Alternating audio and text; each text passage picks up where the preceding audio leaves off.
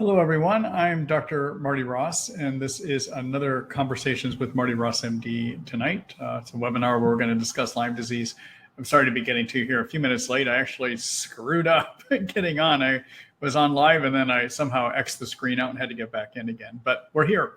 So I'm looking forward to seeing what you have in store for me tonight. Sometimes with your questions, we get into theme of the night, and often we don't. For those of you that are coming back again, welcome back. I'm glad to see you keep getting value and you keep showing up.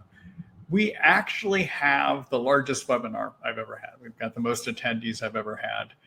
And what that means, I won't get to everyone's questions, but I'll get through as many as I possibly can. For those of you that are new, welcome. I'm glad to see some new people here too. And the way that you can participate, there's two ways. Number one, you could write a question, but you can really be bold on your first time here. The way you do that is on the bottom side, the right-hand side of the computer at the bottom, there is a chat box that you can write your shortish question to me. Keep in mind that this format works better if they're short questions. Long ones, I sometimes just can't get through and I won't even answer them. So this is not where I solve your whole Lyme disease history, okay? This is to help deal with specific problems or questions you might have about care. The other way to participate is see what the questions are as I read them, and in the live version I actually post them on the screen, so you get to read them as well too.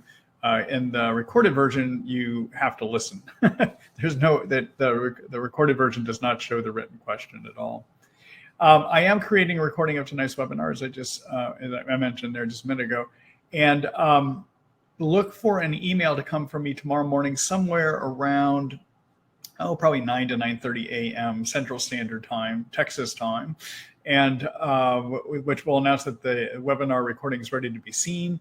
It will also give you links on how to sign up for the next series of webinars that begin 2 weeks from now. So I'm taking next week off from the webinars, not from doing all the work that I do, but taking at least off from the webinars, and then we'll be back with you again in August, all right?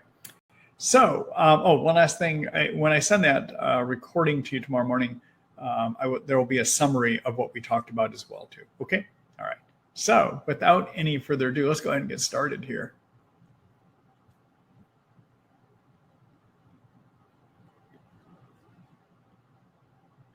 Hello, Kathy. Now, bear with me here. Okay, good. So 3 weeks ago, I guess no one could hear me. So I just wanted to make sure no one was posting that they couldn't hear me tonight. My microphone is working. The technical problem has been fixed. Anyhow, let's see. Hi, Kathy. So 3 months into treatment for infection, I developed severe inflammation in small joints in one hand, positive rheumatoid factor, anti-CCP, slightly elevated with visible inflammation. How would you treat an onset of autoimmune condition during treatment? Positive for Bartonella, Babesia, and Borrelia. Also on your antibiotic guide, you list Rocephin IV.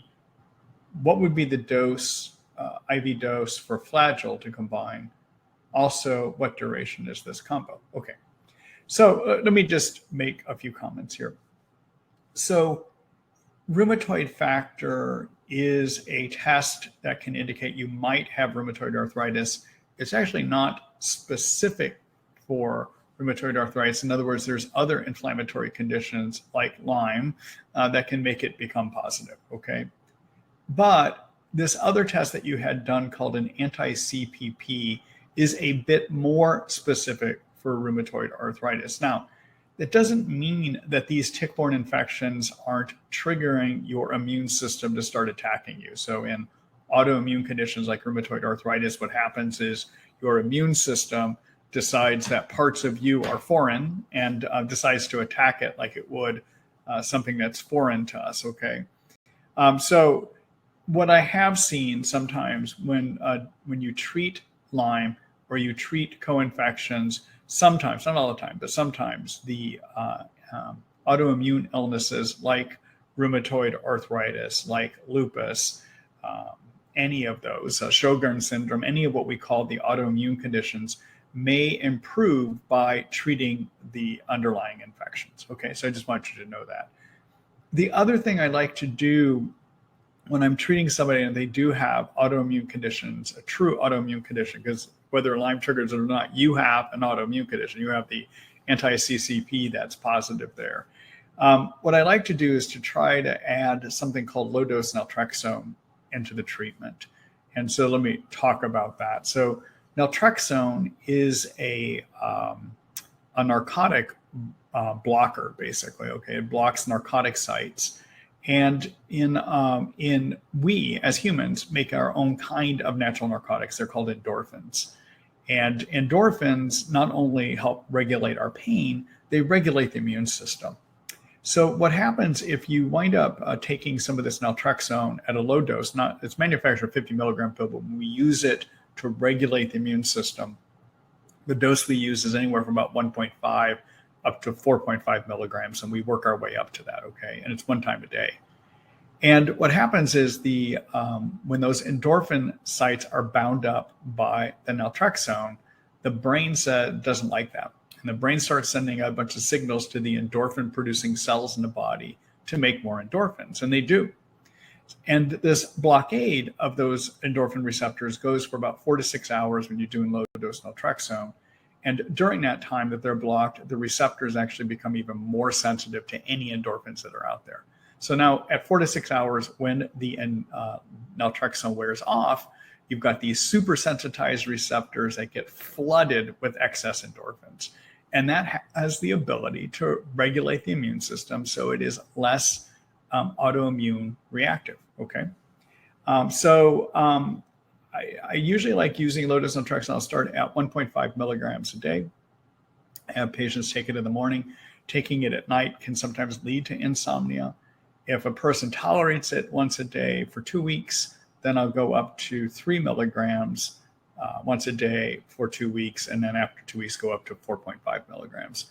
Now, to find out whether it's going to work, because it's not going to give you immediate results, it can sometimes take up to 6 weeks to see, 6 months actually, 6 months of using low-dose naltrexone before you realize the full benefit of it. So you need to give it that kind of time, basically. Okay, all right. So that's one thing that you might want to consider. Okay, and that's what I do with my patients. I would put them on low-dose naltrexone. Okay, all right. Now the other thing that can sometimes be helpful here too is to be on a peptide called BPC-157. So peptides are a group of mini proteins. That's what I'll call them. So if you think of proteins are made up, the building block of a protein is something called amino acids, okay? And if you put more than 40 amino acids together, we call that a protein. If you put less than 40 amino acids together, that's a peptide. Our body, it's now estimated that our bodies manufacture about 100 different kind of peptides, and each of them has something that they do. This BPC-157 is manufactured in the stomach lining, and its intent is to actually help the intestines work better downstream and to fix any injuries to the intestines, okay?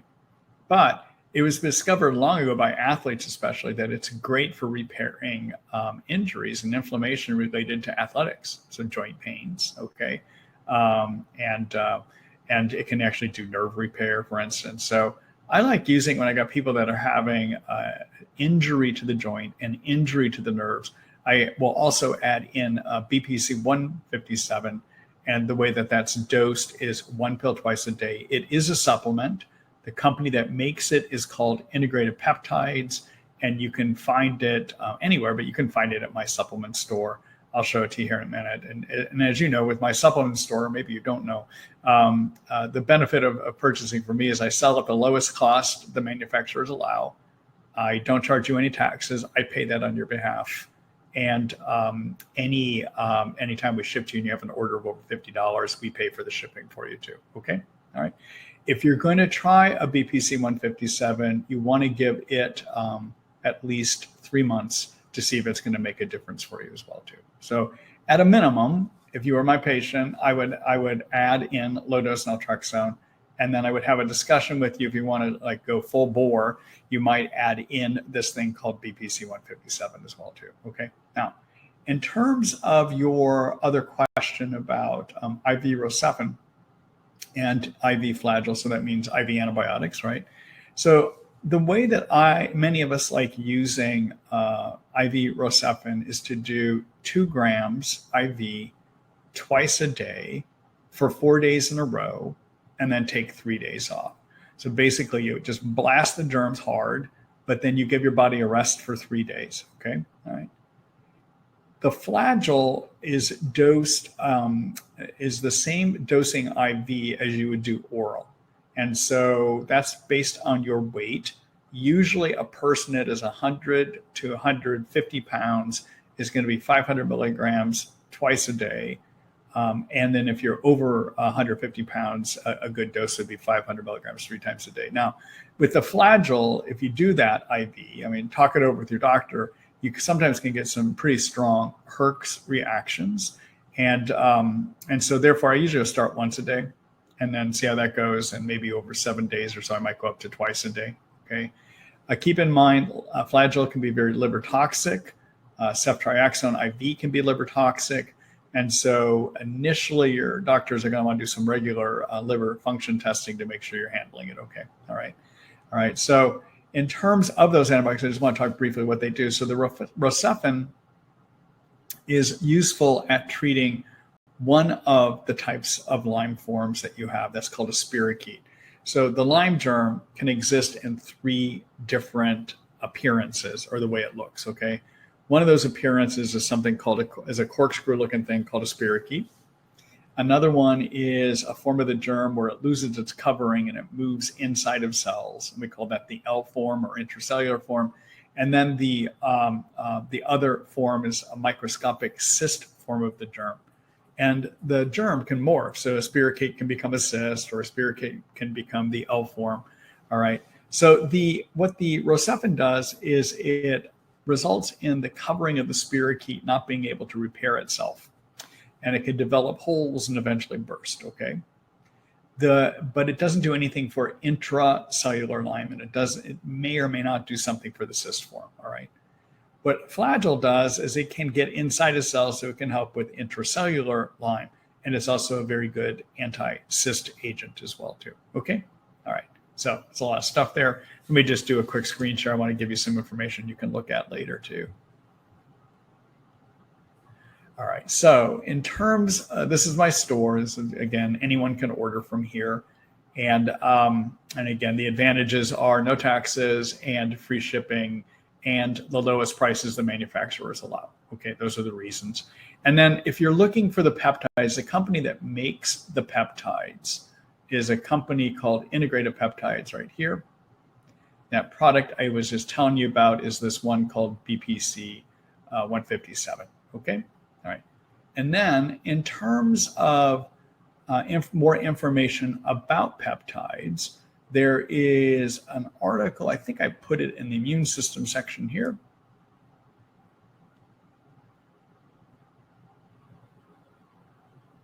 I'll look for it here in a minute. This article, here's the article on low dose naltrexone, okay, where I walk you through the ins and outs of how to use it. So you can take a look at that there. And then, gosh, I should have peptides in here somewhere. Yeah, here it is. This is the article on peptides called Key Oral Peptide Strategies to Repair and Restore in Lyme and Mold Toxicity. All right.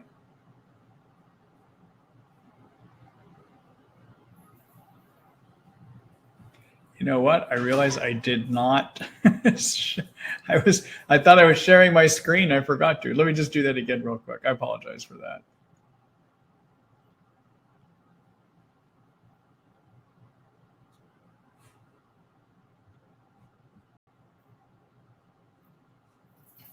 All right. So again, this is my Lyme information site. And if you go over here to the online Lyme guide, look in the immune system section. You can find my article about naltrexone, which is right there. And you can also find the article I've written about peptides, which is right here, okay? And then again, the way you find the BPC 157, you come over to my store and you click on the integrated peptides here. And this is the BPC 157 product, okay?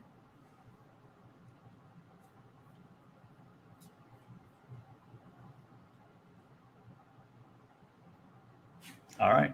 Thanks for the question, Kathy. Good luck to you.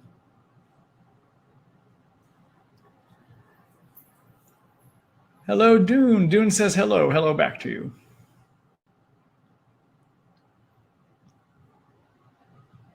Hello, Frank. Let's see, Dr. Ross, do you have any thoughts on the advantages and disadvantages of using blood antibody test versus urine test for the presence of mold and mycotoxins?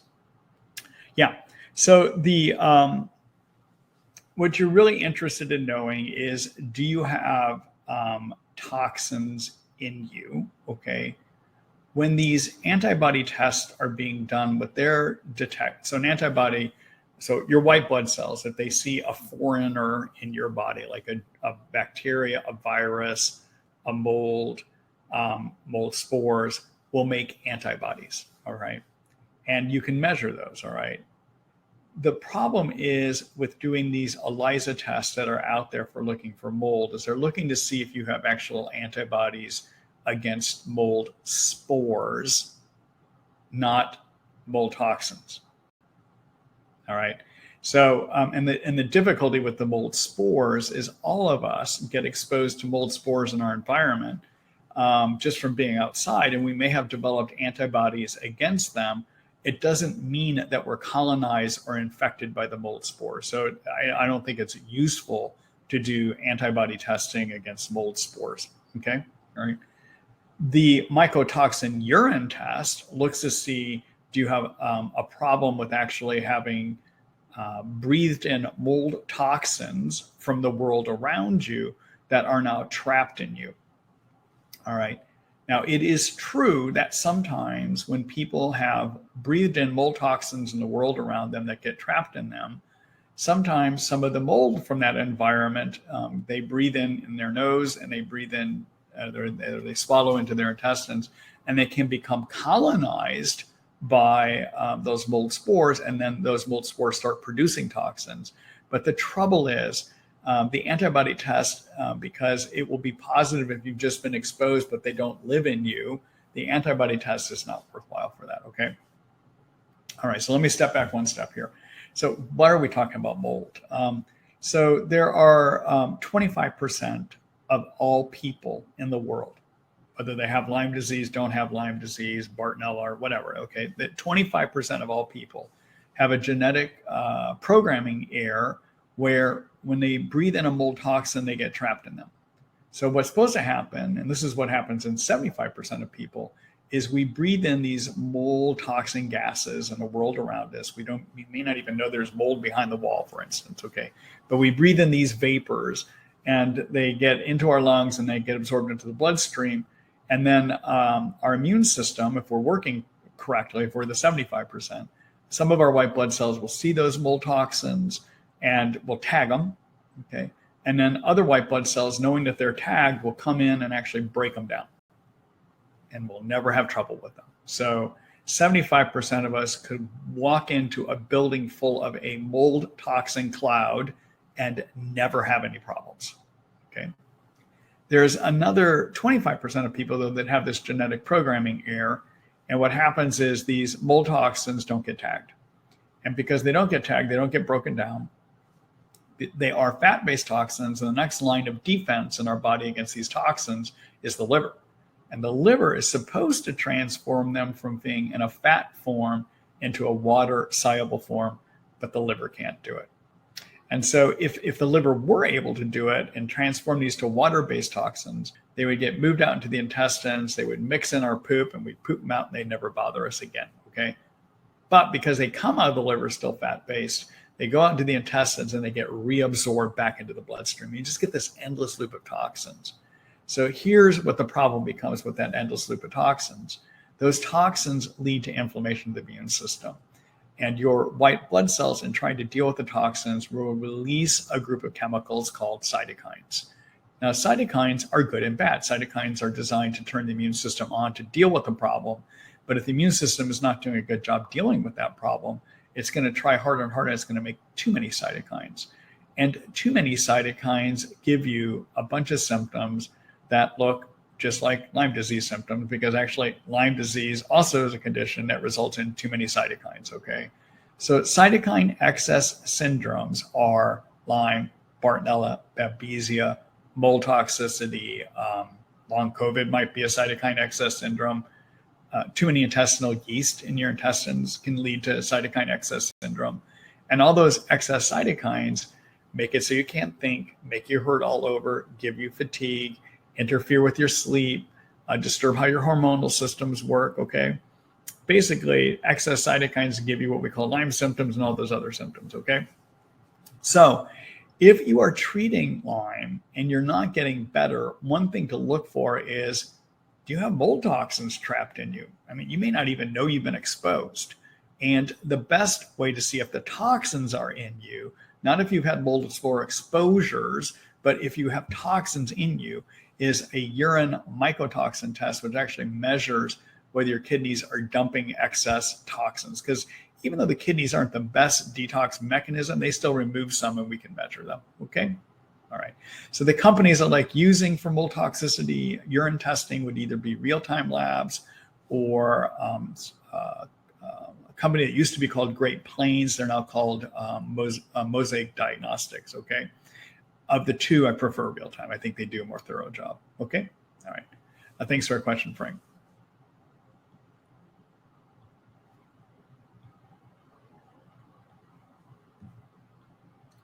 Hello, Andrea. Let's see. Hi, Dr. Ross. I'm allergic to fluconazole. What else can I take to keep yeast under control while taking antibiotics? Also, what infection will cause chronic sinus infections, headaches, neck, and shoulder pain? All right, we'll deal with that second part later. All right, so fluconazole, also known as diflucan, is in a family of antifungals that also can be used to treat Bartonella, believe it or not, and Lyme cysts, but generally they're the antifungals. So they would be things like diflucan, which is fluconazole, itraconazole, which is known as Sporanax. Those would be the two big ones. There's some other ones in that family. Ketoconazole is in that family. But it is possible to develop an allergy to one, but not necessarily the whole family, okay? You might, if you have no other options, sometimes I'll send people for allergy testing to see if they would react to other members of that family, okay? But before I do that, you have some other options. So there's another antifungal that is made actually for toenail fungus, but it can be useful against yeast, and that would be something called terbinafine, also known as Lamisil. And it's a 250 milligram pill, 1 pill a day. It is in a different family entirely. So if you're reacting to the fluconazole, it's unlikely you would probably have an allergy response to the Lamisil terbinafine, okay? And I would say in terms of strength, those two are similar in strength, okay? Now, there's a weaker antifungal that you could use that's great at controlling. You don't necessarily have to use these bazookas like a fluconazole or a Lamisil. What you could do is use a prescription medication. It's a weaker anti-yeast medicine, but does a pretty good job of controlling yeast. And that would be to be on something called nystatin. Nystatin's a prescription. It comes as a 500,000 international unit pill. I know that sounds huge. They're actually really dinky pills. And you do 2 of those 500,000 international unit pills, 2 pills twice a day. And you take probiotics and with that. And the probiotic I like is one made by Research Nutritionals called Multibiome. The reason I like it is it's got 2 general types of probiotics in it. Ones that are human strains that normally live in our intestines, and then ones that come from the soil that help those human strains work better, okay? All right, so, and usually I use a multibiome by Research Nutritionals as 1 pill once a day, but if somebody's having a lot of yeast problems, I'll bump it up to 2 pills once a day, okay? Finally, one other alternative you have to the nystatin and Lamisil is go herbal. And the herbs can work pretty well. In terms of strength, I would say the azoles are a little bit stronger than terbinafine, which is stronger than nystatin. And then at about the same level as nystatin in terms of effectiveness would be the herbal products, okay? And so herbs that are useful against yeast include something called powder-co, caprylic acid, rosemary oil, thyme oil, unallicinic acid, Garlic can be useful, okay?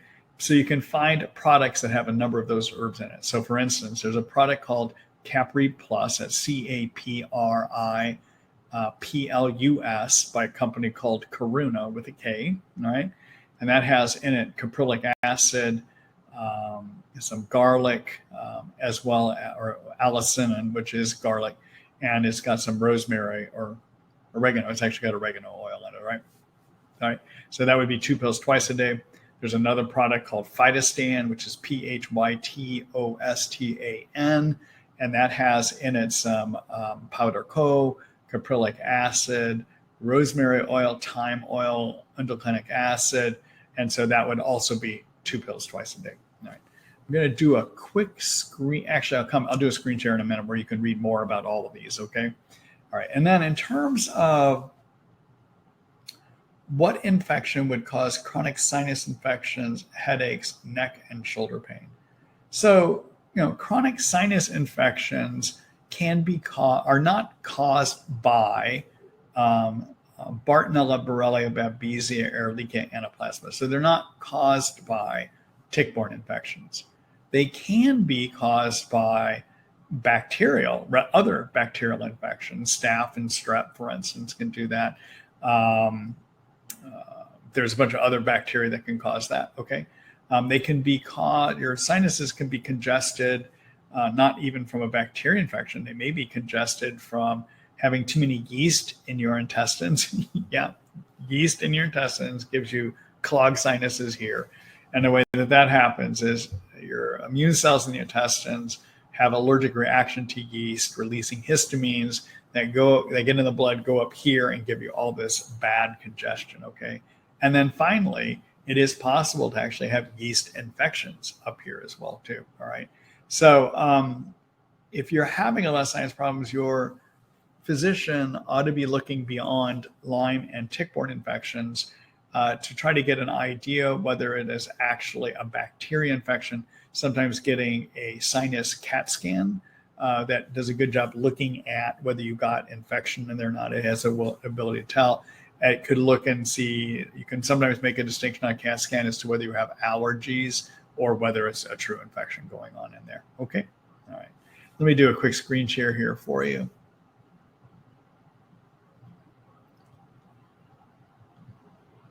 All right. So,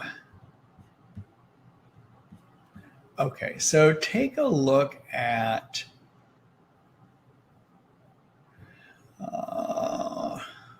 I see. I got this in a weird way. There we go. Take a look at my online, let's see, where would I put this? Take a look at my online Lyme guide and look in this yeast section right here. All right. And then here is the article I've written about different ways to kill yeast. This is more for an active infection, but it also has some information about, well, actually it's both. It's killing and preventing intestinal yeast overgrowth, okay? I review the prescription as well as herbal options in here too, along with dosing, all right?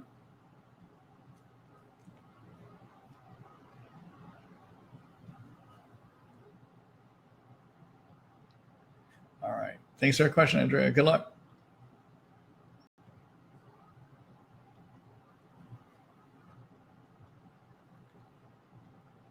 Hello, Isa. Let's see. Hi, Dr. Ross. My friend Chris has been experiencing some odd and progressive symptoms over the past months. He has had muscle loss and extreme muscle contraction, loss of range of motion in his arms and legs. His muscles are functioning so poorly that he can't make a fist or strengthen his hand, and is starting to have difficulty walking because of extreme stiffness. He also has hair thinning all over her head, loss of body hair on the chest, arms and legs, chronic constipation, white patches on his eyelids, scaly patches on ankles, bumpiness, tight lines, discoloration on arms and legs, cold and heat intolerance, a low appetite, lightheadedness on standing. We are seeing a GP later this week. Based on the info on your website, it seems like it's likely that there is thyroid, testosterone, adrenal related. Could you provide any direction or insight? So, I mean, yeah, I a few things. Number one, I would look at hormonal status as you're suggesting. And the other thing that sometimes can lead to loss of muscle mass is actually if you start getting into neurologic dysfunctions. So your nerves have a couple of things that they do. Number one, they provide signals to make your muscles work, just to tighten up, to make a limb move, fingers move, etc. Okay, but they also release chemicals that help your muscles maintain mass. All right, and so he's going to need a good neurologic evaluation by your GP and possibly even some involvement of a neurologist as well too, to figure out what's going on here. Okay, what you're describing, it could all be part of tick-borne illness, could be, but you want to make sure that it's not another problem as well too. Okay, all right. Good luck to Chris and to you too, Isa.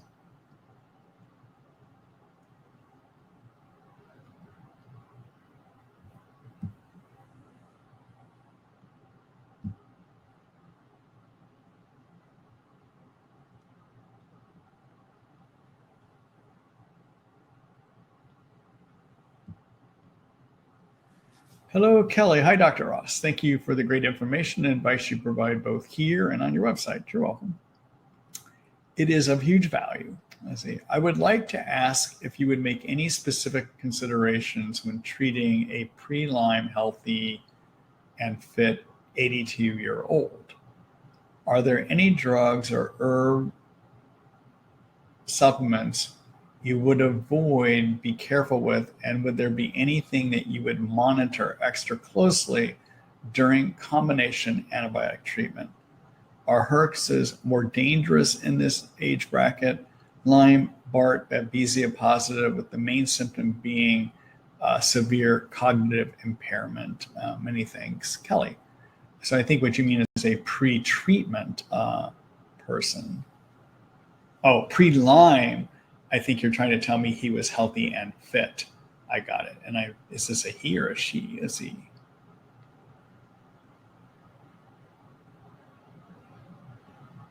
Oh, I can't tell. He or she. All right.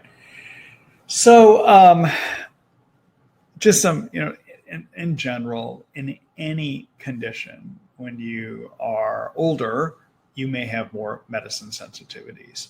And so we have to be careful with that, whether somebody has Lyme or doesn't have Lyme.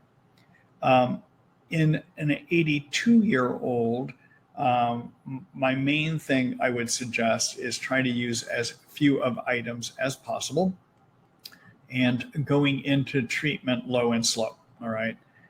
So, you might err on the side of using 2 herbal antibiotics to start with, not 3 or 4.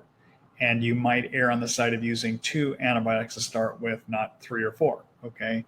You also have to be a little more careful about, you may not need to use as high of doses because both kidney and liver function of pulling medicines out doesn't work quite as well in older people. So you might start at like half doses and work up to full doses as a person can tolerate it, for instance, too.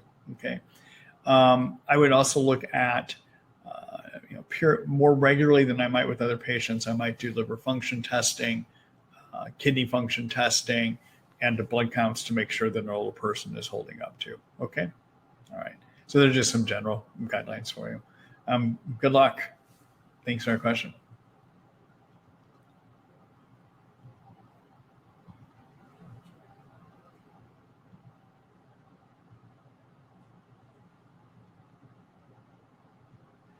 Hello, Gail. Hi, Dr. Ross. I have been taking Sida Acuta and Hutania from Montana Pharmacy for many months now, 30 drops 2 times a day.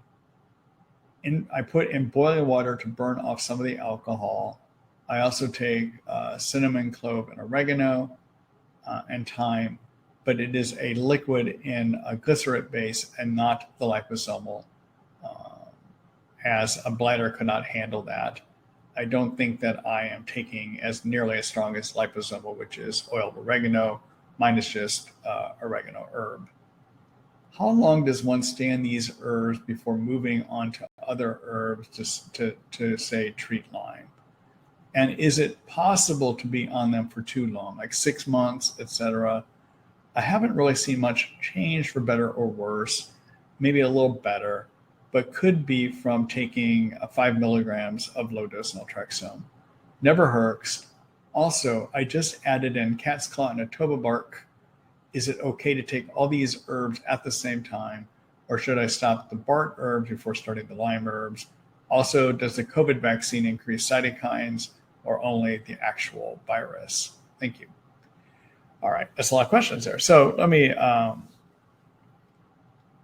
try to address a few things here. So first of all, COVID virus does increase cytokines. The vaccine, when you get the vaccine, the reason you feel so crappy right away is it triggers a cytokine reaction too, but that goes away. All right, so it doesn't seem to produce, in 99% of people, we tend not to have chronic problems from having had the vaccine. That's been what my experience has been, okay? All right, and all you anti-vaxxers out there, I'm just telling you, that's my clinical experience with it, okay? Anyhow, in terms of so the herbs that you're on right now, which would be the Psittacuta, Houttenia, cinnamon clove, oregano, and the thyme, are primarily targeting Bartonella, all right? Although the cinnamon clove, oregano, and thyme can also treat Lyme, both the growing and persister or hibernating states.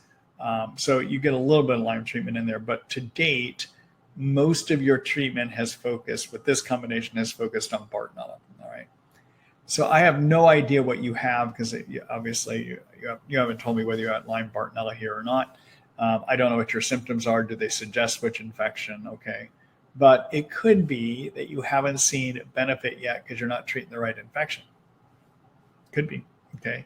And maybe adding in coverage for the Lyme with the cat's claw and the atoba will help turn that around for you.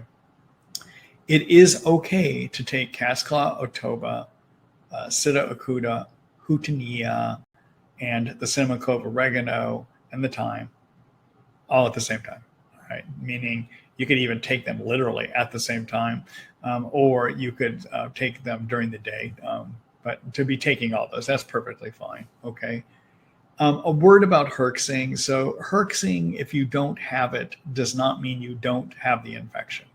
So many of you know herxing is something that happens when we treat Lyme infection, sometimes Bartonella, sometimes Babesia.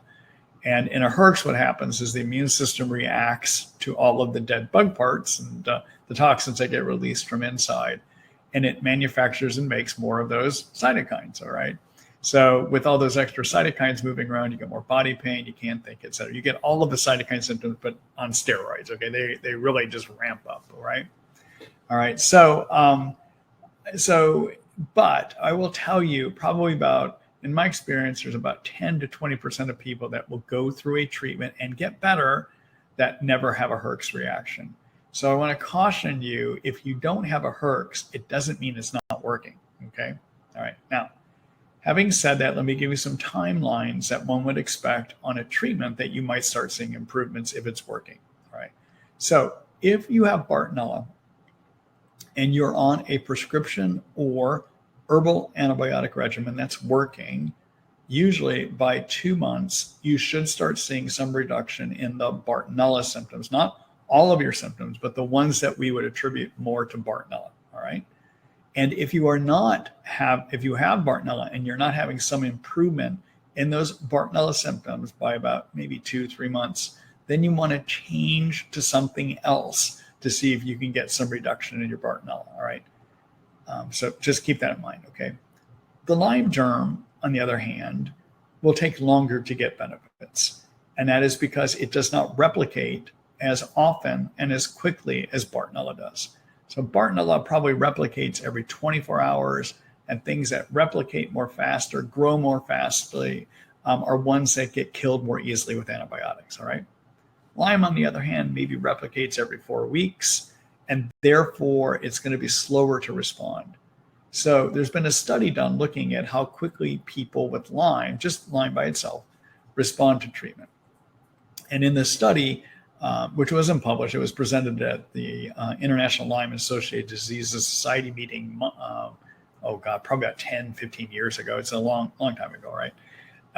The person doing this study put everyone on clarithromycin, which is Biaxin, and Flagyl, which is also metronidazole. And then he just watched. How long did it take people to start noticing some improvements? And what he found is that by 3 months, 30% of people started having improvements. By 6 months, 60% of people started having improvements. And by 9 months, 90%, okay? So a Lyme germ treatment just may take, you could be on the right agents, and you may need to just wait it out. So generally the way I approach the Lyme germ, if I'm pretty sure it's there, is I will not make a change even if it's not working for about 6 months, okay? All right. Now, what I call Bartonella symptoms, if you're wondering what you should follow that might indicate Bartonella is getting better.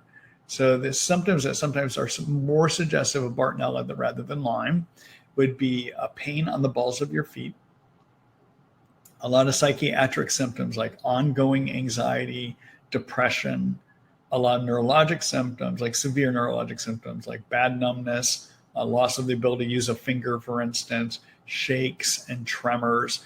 And then the other thing is really, really severe cognitive decline, thinking decline. And in some ways, and the way I look at that is if your relative thinking decline is worse than your relative energy decline. So by that, I mean, let's say that your thinking is only 30% of normal and your energy is 80% of normal. That's a relatively bigger decline in thinking than your energy, okay? So when that happens, that usually can be more indicate Bartonella rather than Lyme, giving you the thinking problems as well too. All right. So you follow those things, those kind of symptoms, and you see what happens. Do they get better? All right. Okay. Now, did I think I covered the major questions you had there. Thanks for our question, Gail, or questions, and good luck to you.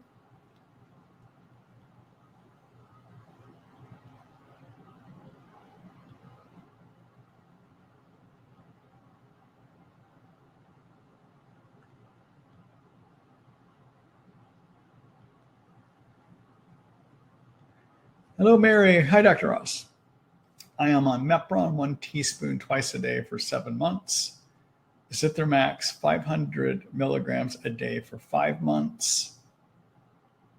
Tinidazole 250 milligrams twice a day for 3 months. Bactrim double strength for 4 months, and nystatin twice a day for a year. Before this regimen, I did 3 months of IV Rocephin. I have made progress, but seem to be at a standstill. Still experiencing weakness, floaters, insomnia, photosensitivity, daytime chills, sweats, headaches, and panic. Would you recommend to a patient of yours in a similar situation to increase the dosages or change the regimen? Thank you very much for all you do for us. Let me just read back through here, and you're welcome, by the way. Let me just read back through here again.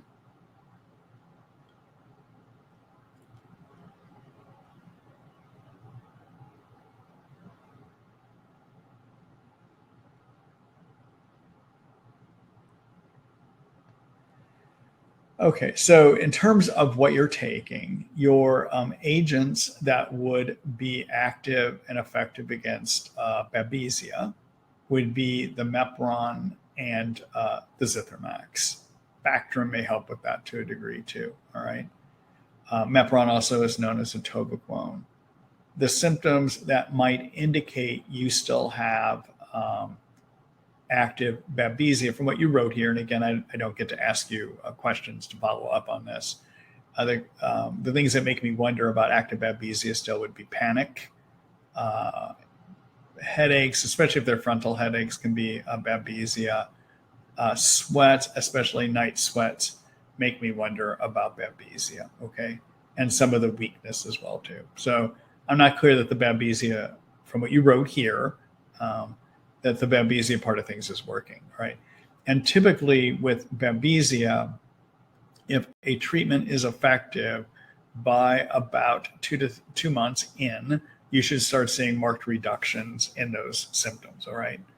All right. Now, symptoms that make me, in terms of your regimen, the Zithromax Bactrim combination can be effective against Bartonella. Okay. And again, by this time, let's see, so you've done the Bactrim for 4 months, the Zithromax for 5 months. So you would want to look at Bartonella symptoms, and I mentioned those a little bit ago, and you would want to see, have they reduced significantly? If they have, and then you might want to continue that regimen for the Bartonella, because usually I go about 6 months on that. But the symptoms that make me wonder if you're not having benefit on your Bartonella side, or if there's still a lot of activity going on, would be the photosensitivity, the headaches could either be Bartonella or Babesia. So anyhow, I have to wonder about that. All right.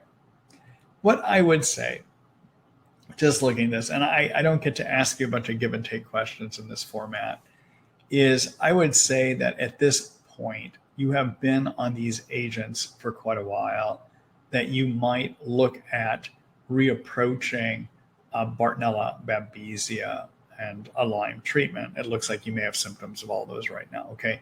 Now, if I had a chance to actually ask you a lot of questions, I might be able to determine how much more of this is Babesia or Bartonella or Lyme, or if one of those isn't even active anymore. But just what you wrote here, I have to question if they are. Okay. So a treatment that you might look at this point that might be a way of going after all of those. I'm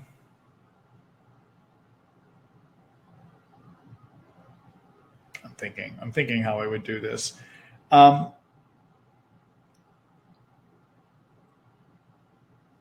So you might, rather than using Mepron, you might want to change over to something called Malarone. Malarone has in it 2 chemicals. One's a tovaquone, like in the Mepron, and then it's got a quinine derivative called proquinol in it. Okay, and that's 1 pill twice a day, and you might combine that with clarithromycin. Okay, all right. Then for the Lyme, to cover all forms of Lyme and to pick up Bartonella, in addition to doing the Mepron and clarithromycin, you might add in fluconazole. All right, now again, fluconazole is diflucan. Diflucan is typically used for yeast, but it's in the family called azoles, and we know tinidazole, right, azole, okay, and does great things for cyst Lyme, and therefore by experience, and I use it, the fluconazole should pick up the the fluconazole should pick up the cyst form of the Lyme. Remember I talked about the different forms earlier. Clarithromycin would pick up intracellular Lyme as well as the spirochete form of the Lyme. Okay, so between clarithromycin and diflucan, you've got good coverage then for the growing forms of Lyme, not the persister forms, but the growing state, not the persister hibernating state. Okay, all right. Then that clarithromycin fluconazole is actually a pretty active Bartonella treatment. Also, okay, so the fluconazole again is in this family called azoles. Johns Hopkins University discovered about 3 years ago now that another azole called clotrimazole is great against growing Bartonella and persister Bartonella. And so I added fluconazole into my treatments over a year ago and started seeing great results on the Bartonella side. Okay, all right. So you could do 3 prescription antimicrobials of Malarone, clarithromycin, and fluconazole and have good coverage for all of your germs. The only other thing I would add to that kind of a regimen would be to do something to deal with what we call persisters. All right. So both Lyme and Bartonella have a growing state and they have a hibernator state. In the hibernator state, we call those persisters. The regular antibiotics, antimicrobials we use often don't work, okay? We know on Bartonella, the fluconazole would help with your persisters. But on the Lyme side, we don't know whether it does or not. So to pick up the Lyme persisters and to help a little bit more with the possibility of Bartonella persisters, I might add in some liposomal cinnamon, clove, and oregano, and that would be 1 capsule twice a day. Okay, that's what I would think about. It does sound like you probably have gone on long enough here. You might want to look at doing a different direction. Okay, all right. So yeah, but talk it over with your Lyme doc. I mean, it looks to me like you've got somebody that's prescribing here for you, and see what they have to say to that type of a regimen idea as well too. Okay, all right. What I want to show you here. Oh, so I did mention this liposomal cinnamon, clove, oregano, and I just want you to see that real quick. All right, so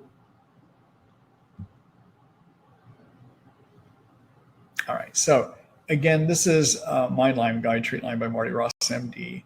And in terms of these persisters that I was just describing, take a look at my infection treatment plan section here, and you will see an article I have that gives you various ways of dealing with persisters. Okay, there's this one called How to Treat Persister Lyme and Bartonella. All right. And then in terms of this cinnamon, clove, oregano, the company I like is that does that. You would find here under my supplements tab, and take a look at this company called Doctor Inspired Formulations. And the product is this one here called liposomal cinnamon, clove, oregano. The reason the liposomal is important is it increases, liposomal means that these oils are microscopically wrapped in a fat layer that's intended to get better absorption. So it's helpful with that, okay?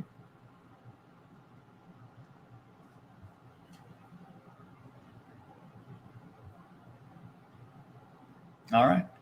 Good luck to you, Mary. Thanks for that question.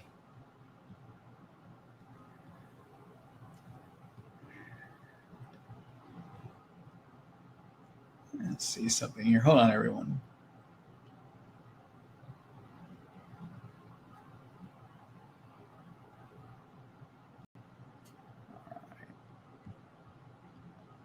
Hello, Kathy. Let's see. 3 months into treatment for infections, I developed severe inflammation in small joints in one hand. Oh, wait a minute. We already took that earlier. Looks like you may have posted it twice here.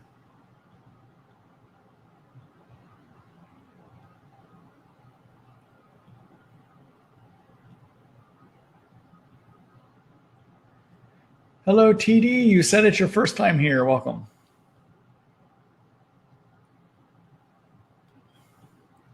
Hello, Maria. Let's see. What is the best test for Lyme and co-infections? Do you need to have a Lyme literate medical doctor to treat it? So the best test these days, and there's a whole article I have on it, and I'll show it to you here in a minute. There's many ways to test for Lyme and for Bartonella, but there's a company that has perfected testing for tick diseases. It's called IGeneX, okay? They're based here in the States, and they have a method they developed and released about a few years ago now, and more recently, a couple years ago now for Lyme, and more recently for Babesia, and more recently for Bartonella. And it's a test technique called an immunoblot. And if I were to pick any one way to test for Lyme or Bartonella, that is the test I would do. Let me explain it to you real quick. So what the immunoblot does is it looks to see, is your immune system making antibodies that attach to the germ, right? So antibodies are proteins manufactured by a group of white blood cells called B cells, and their purpose is to attach to a germ, and once they're attached, they act as a signaling device to have other white blood cells come in and gobble up that germ, okay? And those antibodies attach to certain proteins found in germs. So the way that IGeneX does its immunoblot is for the Lyme germ is it has developed, it's looking to see if you have antibodies against 8 different kinds of Lyme germs, okay? So Borrelia burgdorferi, a couple of the European strains called Afzelii and I'm going to blank on Guerinii, which we look at as the European strains, but actually they're showing up on the East Coast here in the States, and a number of other strains, okay? So the thing that makes the immunoglobulin best for Lyme is it tests against more things than any other lab does, okay? All right. On the Bartonella side and on the Babesia side, same thing. The Bartonella, we think that there are 15 strains that can infect a person. And the IGeneX immunoblot looks to see if you have antibodies against the whole family of Bartonella that includes those 15 strains, okay? In addition, they can detect whether you have antibodies against 4 specific strains. One of those is something called Bartonella cantana, for instance, Bartonella henselae. But basically, if you get a Bartonella immunoblot back and is positive to the family, but negative to one of those 4 strains, it means you got one of the other 11 strains, okay? And for Babesia, they recently released their test on that one. And it looks to see if you have antibodies against 2 specific strains. One's called Babesia microti, another one called Babesia decani. And then it tests against the whole family. And that whole family includes another strain that we're starting to think is really the more important form of chronic Babesia, something called Babesia oticoli. So it can pick up the family, and which may mean that you've got oticoli if the family test is positive, okay? So I know they're expensive tests. You're going to pay $450 to get those done. $450 for the Lyme, $450 for the Bartonella, $450 for the Babesia. And you want to make sure your doctor is ordering both on 2 different kinds of he's testing for 2 kinds of antibodies, one called IgM and one called IgG, okay? And do you need a Lyme literate doctor to treat? You know, your best outcomes, there's been some studies done looking at what resulted in people having the best outcome in their Lyme disease treatment. And this was a study conducted by a group called LymeDisease.org, which is out of California. They have a program called My Lyme Data, where they have enrolled, I think they got about 16,000 people enrolled in it now. They enroll people that live with Lyme, and they have them fill out a questionnaire, and then eventually they will go back and select certain people from that 16,000 and do follow-up questions and do a study, okay? So a number of years ago, they did a study asking people, what were the key things that got you well, all right? One of those was being on long-term antibiotics of a year or more. The other big factor, though, was working with a Lyme literate doctor that could steer you through the complexities of the treatment, okay? Okay. That's not to say you can't find your way on your own, but yeah. And then in terms of, do you need a Lyme literate doctor to order your test? Not necessarily. You could get a hold of IGeneX and have them send you the test kit, circle the immunoblot IgG and IgM for Babesia, for Bartonella, and for Borrelia Lyme. Take it to your primary care doctor and say, this is the best test for Lyme. Would you sign off on this order form for me to get it done? Okay. You could try that and see if that would work too. All right. All right. So let me show you this article if you want more information about other ways of testing and why I am adamant that the immunoblot is best. Take a look. I'll just do a quick screen share here.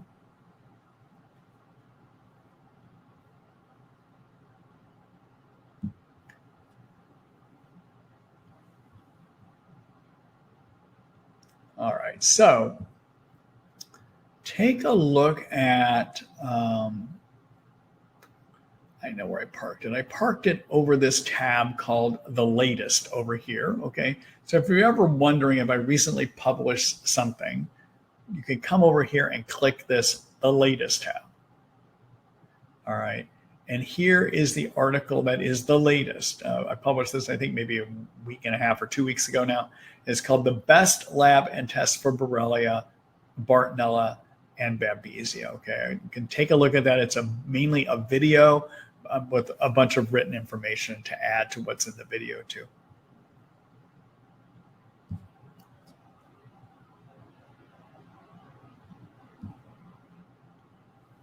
All right. Thanks for the question, Maria. Good luck to you.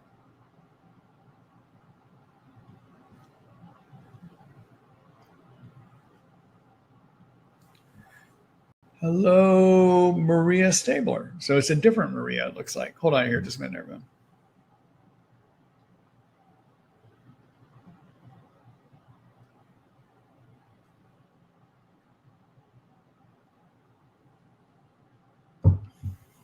Hello, Dr. Ross. I am a 40-year survivor of Lyme, and I need help trying to figure out how to get rid of it at this point. I live in California. I need to know the best diagnostics available here, as I realize based on your website, it is difficult to diagnose and has been for me. Thank you. So again, Maria, I think I just went through that. I would look at that article that I just showed everyone about the best way to test for Lyme, Bartonella, Babesia. I would go testing for those three specifically, okay? The other thing I want to let you know is that it is possible to have Lyme, Bartonella, Babesia, and other tick-borne infections and have negative testing, which can happen about 10 to 15% of the time.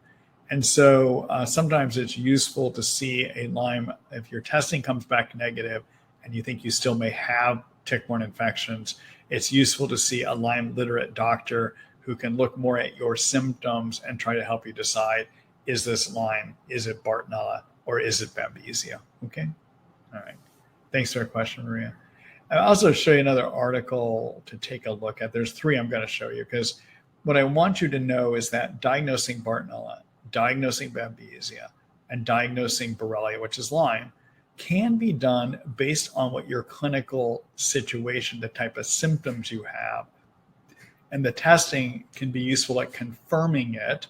But again, at times testing is negative. And if you've got enough symptoms of Babesia, or you've got enough symptoms of Bartonella, or you've got enough symptoms of Lyme, then sometimes we'll just make the diagnosis anyhow. Okay. All right.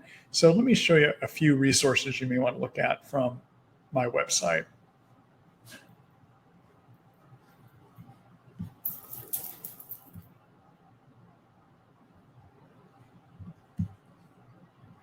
All right, so back here again on my online Lyme guide, if you take a look at my treatment guide and you look at this how to diagnose section here, okay?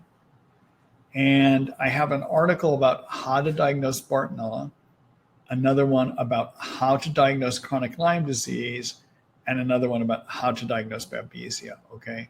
Now, I will let you know on my agenda in the Bartonella and the Babesia articles, I have to update the testing section to say, do the immunoblot. I haven't done that yet. It's something I'll probably be getting to in the next few days, okay? But what these articles are good about right now is they tell you the symptoms you might consider that might indicate if you have Bartonella or Babesia, okay? This other article here is from a presentation I gave a few years ago now, and it walks through the major steps that you would take to diagnose Lyme. And Lyme is diagnosed based on, is there a risk that you had a tick bite? What kind of symptoms do you have? Are there any physical exam findings? And do you have a supportive test? And I walk through how you can take a look at that, okay? All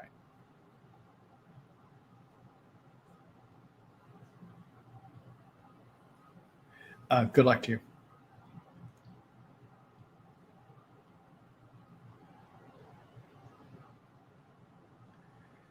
Hello, Heather. Hi, Dr. Ross. I have Lyme, Bartonella, and mast cell activation syndrome, also called MCAS, everyone. I'm extremely sensitive to everything. I have a condition called burning mouth syndrome. I have burning pain in my mouth and even going down my throat. Nothing really helps it. I do know that certain foods make it worse, and citric acid, which makes me think this is caused by MCAS or an allergy. Stress definitely makes it worse. I've heard that Bartonella causes burning pain. Do you think it could be from Bartonella? Any thoughts on how to help it? I've had it for a few years now. I'm also wondering if it could be the result of nerve damage. Thank you for your insights. So there, in terms of things that can give you burning, there is this thing called burning mouth syndrome, which means we really don't know what causes it. Anytime you see the word syndrome next to a diagnosis, it means basically what it says is you've got all these symptoms and dysfunctions, but we don't know what's causing it. Okay, all right. But there are some things that do get burning in the mouth that may not be burning mouth syndrome technically. All right. So nerve injury within your mouth could lead to burning. Yeast overgrowth, candida in your mouth. You may not have white patches. You could just have redness of your skin membranes, and they would be irritated. That can also give a person a burning in the mouth as well too. Okay. So yeah, those are possibilities. And if you do have either Bartonella or yeast overgrowth in your mouth or in your body, then it could be helpful to treat for those too. All right. One other observation is in extremely sensitive people, you always consider, could there be this thing called mast cell activation? And you have to wonder about Bartonella. Those two in combination give a lot of that hypersensitivity. So everyone, mast cell activation syndrome, let me just describe that one quickly. So there's a group of cells, they're called mast cells, all right? And used to be, we thought of them more as the allergy cells, but we now know that there's more things than what we're allergic to that trigger those mast cells to get very active, all right? So mast cells manufacture histamines. And if something we're allergic to lands on a mast cell, it releases histamines and you get that full allergic reaction, okay? But we now know from good research that other things turn on mast cells. And so those other things can be mold toxicity, can be Lyme, can be Bartonella, can be Babesia, can be yeast overgrowth in the intestines, toxins of any kind. And when these mast cells get turned on, they more easily release all their histamines to anything, okay? And in addition, they manufacture and produce just all kinds of cytokines, all right? So it can really be pretty bad, okay? So the people that we tend to wonder about mast cell activation syndrome are people that become sensitive to everything, people that start reacting allergically or in other fashions to everything. Those are the people we start wondering, especially about whether they have mast cell activation or not, okay? And there are steps you can take to manage it, which I won't go through right now, but I'm going to show you an article that you can look at to help you figure out if you got it and the steps you can take that will help you deal with it as well too, okay? And Heather, the way I approach people with burning mouth is I usually like to put them on a course of fluconazole, 200 milligrams a day, along with nystatin, 2 pills twice a day, and probiotics, and do that for a month or two to see if there is any relatedness of this to a yeast overgrowth condition and see if they get better, okay? And then also if a person has enough other symptoms suggesting Bartonella, like I went through those earlier tonight, but severe cognitive dysfunction, psych symptoms, neurologic hypersensitivities and dysfunction, pain on the balls of the feet, those are things that make you wonder about Bartonella. Treat for the Bartonella and see if that gets better, although it is a little bit more difficult to treat when you've got a lot of hypersensitivities going on too, okay? All right. Let me show you my article about how to manage mast cell activation.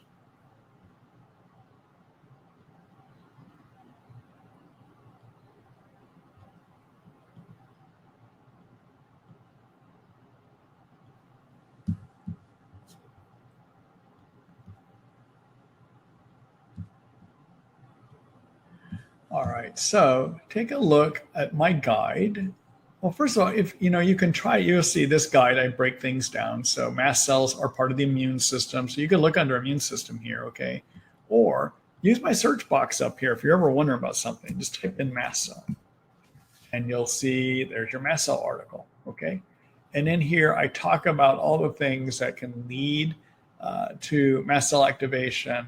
I talk about the symptoms that a person may have, and I talk about the testing can be poor, and then what you could do if you think you got it. Okay, so I talk about it all here. So the steps of treating are I forgot to mention. So stress is like the biggest thing that turns on your mast cells, and if you can de-stress, if you can find ways of de-stressing, that can go a long way towards helping. Remove things you're allergic to, treat infections. remove toxins, lower your inflammatory cytokines. And I like using curcumin to do that. Curcumin is a derivative of turmeric, okay? And then there's steps you can do to regulate your mast cells. And in fact, one of those is to stabilize them. And I like using quercetin. It's an herb, 250 milligrams, 2 pills, 2 or 3 times a day is a great stabilizer, okay? And then some people benefit by being on a low histamine diet as well too. Anyhow, take a look at this article. I walk through a lot more about it in here, okay?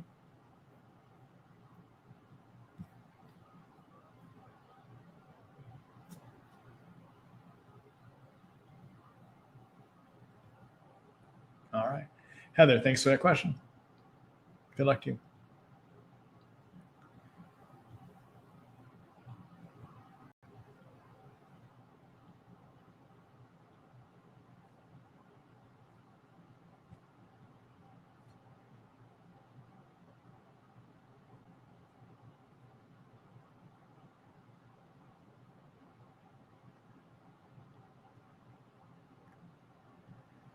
Hello, Justin. Let's see. I have extreme muscle tightness, brain fog, reduced energy, and intolerance to gluten and alcohol. After adding cat's claw otoba cryptolepis 4 weeks ago, I had the Herxheimer reaction and made steady improvement for 3 weeks. Is this a definite sign I have Lyme?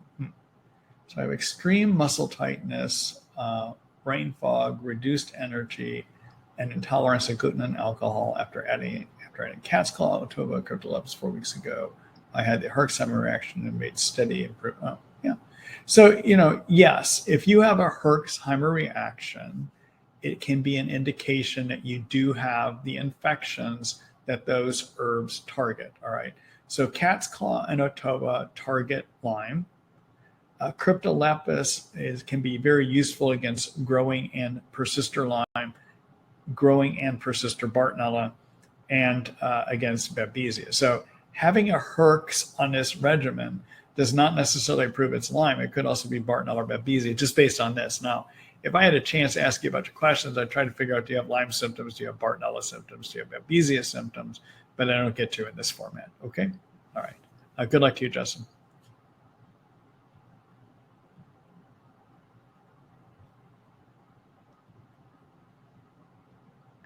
Hello, Astrid. Hi, Dr. Ross. Are you familiar with the Wigman protocol? How do I boost my immune system? And 3, I have ochratoxin, gliotoxin, and positive for the molds in the trichocephene group. How do I treat these molds? 4, I live in Georgia. Do you have any suggestions for Lyme literate medical doctors or functional doctors close to me? Thank you. So I don't have specific recommendations for you down there. The best you can do is contact ILADS and see who's a member down in that area. I'm sorry, I just don't have specific names of people down there. The Wigman protocol, gosh, I have been familiar before. I'm just not remembering off the top of my head, so I'm not going to be able to comment right now. Actually, we can look it up. Let me just look it up here real quick. I do a screen share so you can see me look it up. Probably the first, as I start reading about it, I'll remember it right away, but hold on here a minute. Let's see. All right.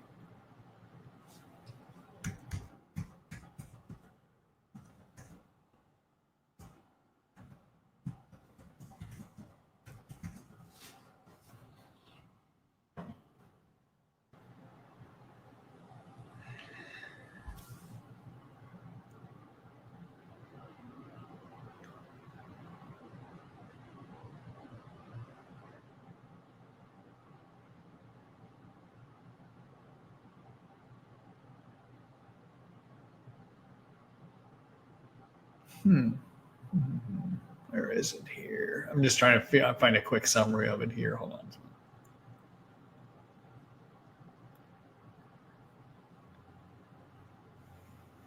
Here we go.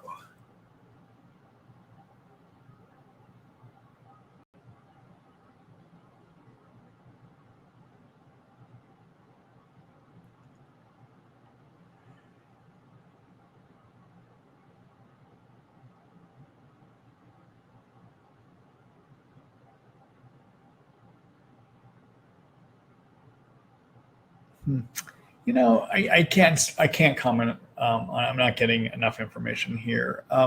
I have one thing I would say is that I have had people do the Wigman protocol before. I haven't been the one that recommended it. And what I have seen among patients that found this by themselves is mixed results. Okay. Beyond that, I can't give you enough information. I need to read it a little bit more. And I'm not going to take your all time watching me read a computer. Okay. All right. I have looked at it before. I'm just not remembering it specifically enough. All right. 2, how do I boost my immune system? So just some basic steps. And so these are all steps that are part of the Ross Lyme support protocol, right? So number 1, get 7 to 9 hours of sleep a night. All right. And if it means you got to drug yourself, turn your computer off, get the dog off the bed, whatever it takes, try to get 7 to 9 hours of sleep a night. Okay. That can really help lower cytokines, which will turn on your immune system. Number 2, take something to lower cytokines. So those increased cytokines that I mentioned earlier tonight that are inflammation chemicals made by your immune system interfere with your sleep centers. All right. So 500 milligrams 3 times a day of curcumin phytosome by Thorne is a very useful way of lowering those cytokines. All right. Number 3, support your adrenal glands and your thyroid. And to do that, I like working with an herb called ashwagandha. It's an Ayurvedic and Chinese medicine herb that's been shown in animal studies to help bolster both thyroid and adrenal function. And usually I'll have people take 400, 500 milligrams, 2 in the morning, and 2 of those pills between 1 and 2. Okay.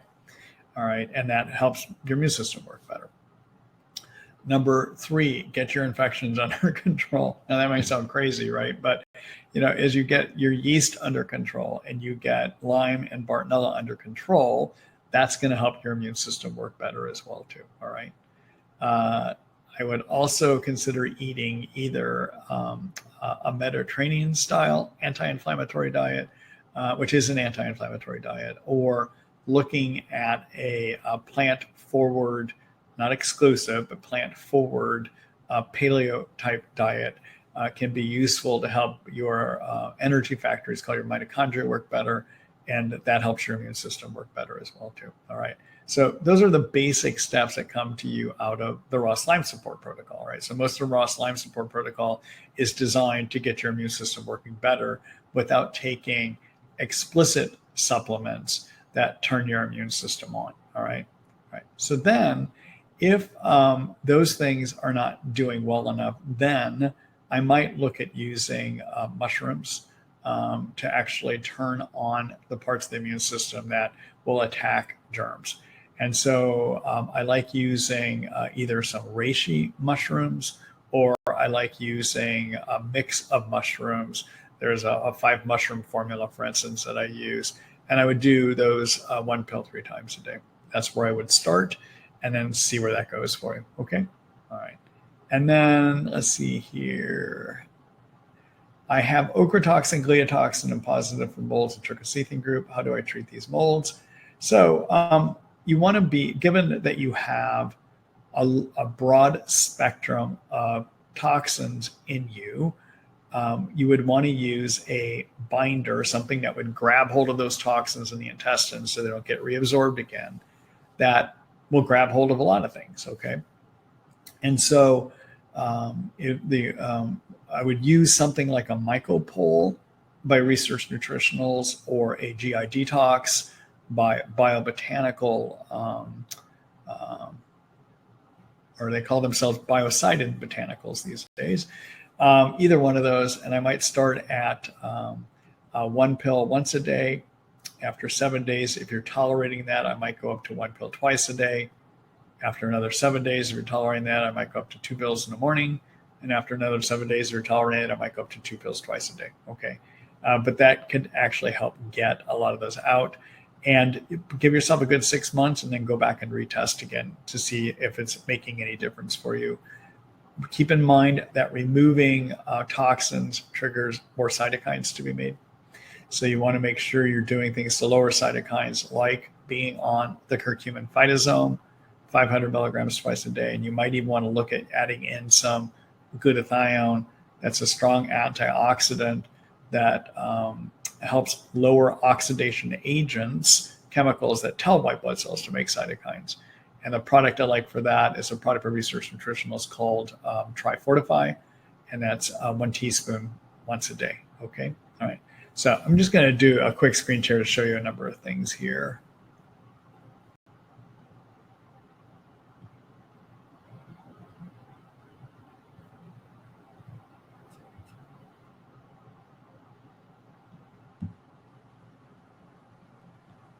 All right, so again, I mentioned the Ross Lyme support protocol. You'll find it on my Lyme protocol here.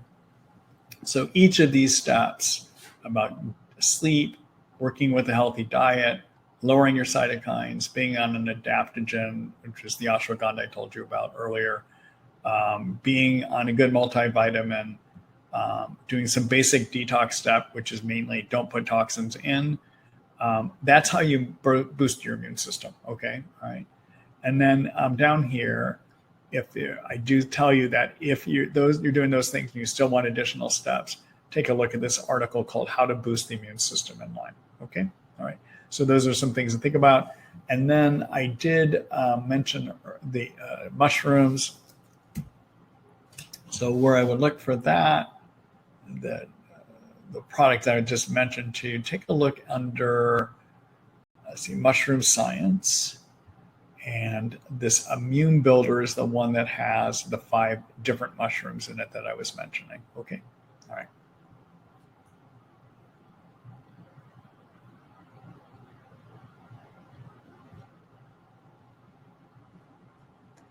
Thanks for your question, Esther. Good luck.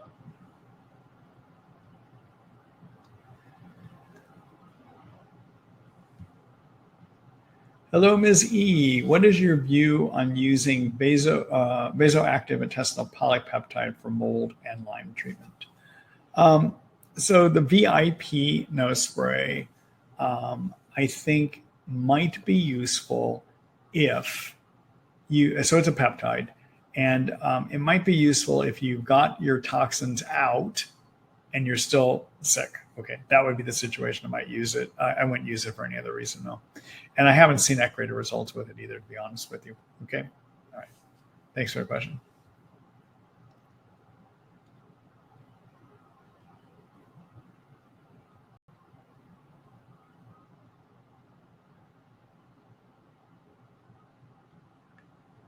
Hello, Susan. So many renowned practitioners retiring. Who are the leading practitioners to help long-term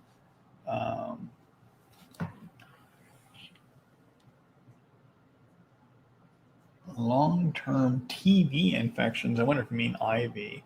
Yeah, there are a number of us that have stuff doing clinical medicine. It's hard for you to live with Lyme. It's difficult to treat it as well too, and it can be very taxing to manage people with Lyme. And also it can be really hard to keep looking over your shoulder at your medical board coming at you all the time too. So yeah, there's a point where some of us decide it's time to do something different. The one thing I'm trying to do right now, even though I've stopped doing the clinical medicine, is to keep helping educate you guys, but also, and ladies, but also coming up, I will eventually be launching a group to help physicians that need help trying to treat this thing as well too. But that's where I've decided to put my focus at this point. In terms of people that are still out there, it all depends on which part of the country you're in. I mean, you've got the doctors Bach in, there are 2 types of Dr. Bachs in New York State. You've got some newer people that are joining in. Dr. Jennifer Letitia, I think, is a great. She's in Fairfield, Connecticut. Out west, you've got Dr. Steve Harris. You've got just a whole group of people out there. So there are other options at this point. And I think there's going to be a cadre of new people getting trained in here eventually too. So I understand how difficult it must be to find somebody, though. All right. And I'm working to try to help that. My eventual goal will be to start helping train more physicians to do it. All right. So good luck to you, Susan.